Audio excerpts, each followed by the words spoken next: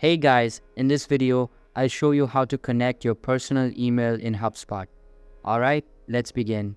First of all, you can connect a personal email to HubSpot to send one-to-one emails from the CRM, log email replies to the CRM, send sequences emails, and install HubSpot Sales to access the sales tools in your inbox to connect your personal email.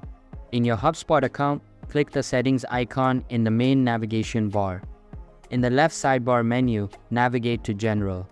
Then click the Email tab and click Connect Personal Email. If you want to turn on inbox automation features when you connect in the dialog box, select the Turn on Inbox Automation checkbox, click Connect Your Inbox. In the text field, enter your email address and click Next. HubSpot will then attempt to recommend which email provider you should connect with. Click Connect, then click Continue the steps below for your specific provider to finish connecting your personal email. You'll then be prompted to log into your Gmail account. If you're already logged into one or more of your Gmail accounts, choose the account you want to connect, review the required permissions, then click Allow. So that's basically how you can connect your personal email in HubSpot.